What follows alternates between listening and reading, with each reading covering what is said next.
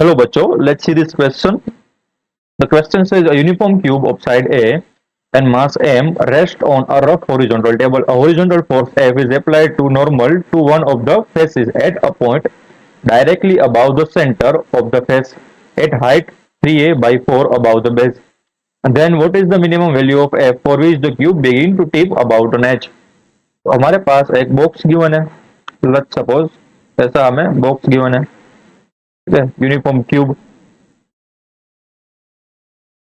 And उसके कोई एक फेस पर एफ जितना फोर्स लग रहा है. लेट्स सपोज ये था ए बी सी डी, हम लिख देते, डिनोट कर देते उसकी कॉर्नर को. तो हम अज्यूम करेंगे ये जो एडी फेस है उस पर एफ जितना फोर्स लग रहा है इस डायरेक्शन में ऐसे. ठीक है, एंड जो एफ फोर्स है वो क्या है, जो सेंटर है बॉक्स का सेंटर है उसके अबव लग रहा है. सेंटर पॉइंट मान लो ओ है, उससे अबव लग रहा है. एंड बेस से उसका डिस्टेंस है, तो ये हमारा बेस हो गया होगा ये वाला. ठीक है, ये जो फोर्स लग रहा है उसका बेस से डिस्टेंस गिवन है 3a/4 ऐसा. तो हमें बताना है कि हमें कितना मिनिमम फोर्स लगाना पड़ेगा एफ कि ये जो बॉक्स है वो टॉपलिंग करना स्टार्ट कर दे, यानी कि ये पॉइंट सी के अबाउट रोटेट करे, ना कि ट्रांसलेशन मोशन नहीं करे, सिर्फ रोटेट करे पॉइंट सी के अबाउट.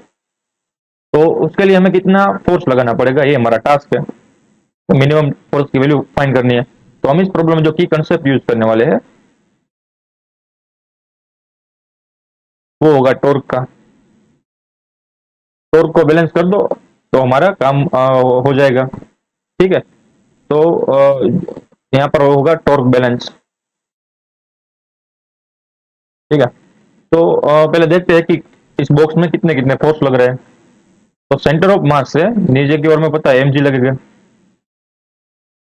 एंड ये जो बॉक्स है वो राइट हैंड साइड मूव करना चाहता है. ठीक है, क्योंकि फोर्स लग रहा है वो एडी फेस पर है. इसका मतलब मोशन होगी, वो बॉक्स होगा वो इस डायरेक्शन में ट्रांसलेशन मोशन करना चाहेगा, but due to the friction force उसे रोकेगा. तो फ्रिक्शन फोर्स होगा वो इस डायरेक्शन में आएगा. ये नॉर्मल फोर्स होगा वो क्या होगा, तो नॉर्मल फोर्स होगा वो ऊपर की ओर आएगा. अब देखो ये जो बॉक्स है वो टॉपलिंग करेगा, इसका मतलब जो नॉर्मल फोर्स होगा वो सीधी कॉर्नर पे आएगा. ठीक है, तो इस डायरेक्शन में आएगा. मैं यहाँ पर रेड पेन से दिखाता हूँ. तो जो नॉर्मल फोर्स होगा वो इस डायरेक्शन में आएगा. अब कोई फोर्स है नहीं, तो अब हम क्या करेंगे, अब टॉर्क बैलेंस करते हैं. क्योंकि हमें सिर्फ क्या चाहिए कि हमें सिर्फ सी पॉइंट के अबाउट रोटेट करना चाहिए. ठीक है, सी पॉइंट के अबाउट रोटेट करना चाहिए. एंड वो भी हमें क्या, मिनिमम वैल्यू ऑफ एफ, यानी कि हमें क्रिटिकल वैल्यू फाइंड करनी है एफ की. कि ये जो बॉक्स है वो जस्ट रोटेट करना स्टार्ट करे, यानी कि हमें ऐसी चीज फाइंड करनी है. यहाँ पर ऐसा कंसेप्ट लगाना है कि ये रोटेट नहीं करेगा, बट जस्ट हम थोड़ा सा और फोर्स लगे तब रोटेट करना स्टार्ट कर देगा. तो हमें क्रिटिकल वैल्यू ऑफ एफ चाहिए. इसका मतलब क्या हुआ कि यहाँ पर टॉर्क बैलेंस होना चाहिए. समझ रहे हो? लेट्स हम एग्जांपल लेते हैं. सपोज आपने यहाँ पर 1 न्यूटन फोर्स दिया, तो ये इसने टॉपलिंग नहीं स्टार्ट की. यहाँ पर मैं इसे हटा देता हूँ.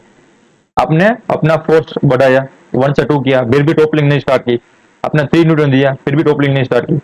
आपने 4.9 न्यूटन दिया, अभी टॉपलिंग स्टार्ट नहीं की. बस जैसे ही आपने 5 न्यूटन फोर्स दिया तो इसने फट जैसे अल्फा एक्सेलरेशन से टॉपलिंग स्टार्ट कर दी, यानी कि रोटेट करने लगा.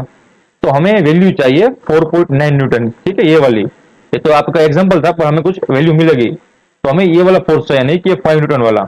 तो 4.9 न्यूटन में क्या हो रहा था कि हमें फोर्स तो लगा रहे थे, उसके बावजूद भी यहाँ पर कुछ हो नहीं रहा था. इसका मतलब यहाँ का जो टॉर्क है वो बैलेंस हो रहा है, फोर्स भी बैलेंस हो रहे हैं.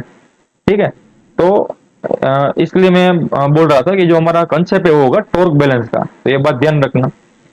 तो हमारा जो टॉर्क होना चाहिए वो क्या होना चाहिए, 0 होना चाहिए ना ओवरऑल टॉर्क. तो हमें एफ मिनिमम की वैल्यू मिल जाएगी. तो मैं क्या करूंगा, बैलेंसिंग टॉर्क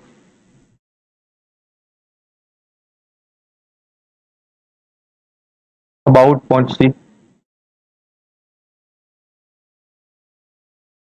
तो क्या वैल्यू मिलेगी, कितने भी फोर्स लग रहे हैं अबाउट पॉइंट सी से उसका टॉर्क निकाल दो. हमारा आंसर आ जाएगा, उसको इक्वेट कर दो 0 से. ठीक है, तो वही तो टॉर्क बैलेंस का कंसेप्ट था ना.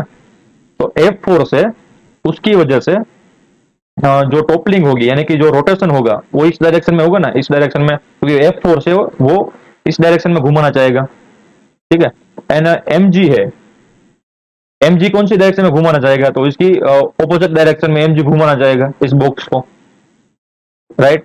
हम अगर आप सी पॉइंट से देखोगे तो एम जी एंटी क्लॉकवाइज घुमाना चाहेगा, एंड एफ है वो क्लॉकवाइज घुमाना चाहेगा। एंड जो फ्रिक्शन फोर्स है, नॉर्मल फोर्स है, वो तो सी पॉइंट पे ही लग रहे हैं, जहां से हम देख रहे हैं वहां पर ही लग रहे हैं, तो उसकी वजह से टॉर्क जीरो आएगा। तो हमारे पास देखो टॉर्क बैलेंस हो रहा है एम जी एन एफ की वजह से। तो अगर मैं मान लू कि ये जो एफ है उसकी वजह से जो टॉर्क आ रहा है पॉजिटिव है, तो एम जी की वजह से जो टॉर्क आएगा वो नेगेटिव हो जाएगा। या फिर हम ऐसे भी बोल सकते हैं ना डायरेक्टली कि एफ की वजह से जो टॉर्क आएगा is equal to M G की वजह से जो टॉर्क आएगा, वो दोनों सेम हो गए। ठीक है। यहाँ पर क्या होगा कि ये जो एफ लग रहा है उससे सी एंड एफ के बीच का परपेंडिकुलर डिस्टेंस, यानी कि ये वाला डिस्टेंस होगा। ठीक है, बेस एंड एफ के बीच का परपेंडिकुलर डिस्टेंस, क्योंकि टॉर्क की डेफिनेशन ही वो है। यहाँ पर मैं लिख देता हूँ torque is equal to R perpendicular times F. तो यहाँ पर एफ की वजह से जो टॉर्क आएगा वो क्या आएगा, एफ इंटू 3a/4, जो कि हमें गिवन है perpendicular distance is equal to क्या होना चाहिए, M G force and base से पॉइंट ओ के बीच का डिस्टेंस, यानी कि ये वाला डिस्टेंस, यहाँ से यहाँ तक का डिस्टेंस, जो कि होता है उसका आधा, a/2 लेंथ का आधा। ठीक है, a/2 होगा, तो यहाँ पर आएगा a/2। मैं यहाँ पर लिख ही देता हूँ कि सेंटर पॉइंट से ये जो डिस्टेंस है वो है a/2, राइट। तो अब इसको सोल्व करो तो हमारे पास एफ मिनिमम की वैल्यू आ जाएगी। यहाँ पर आएगा एफ मिनिमम। एफ मिनिमम क्या हो गया, F minimum is equal to, ऐसे कैंसिल आउट हो गया। ठीक है, यहाँ से टू कैंसिल आउट हो गया, एंड बचेगा क्या, एम जी, 2mg अपॉन 3। ठीक है, तो हमारा आंसर आ गया। तो final answer of the question is that we need F minimum is equal to 2 mg by 3। I hope you understood it well. Best of luck.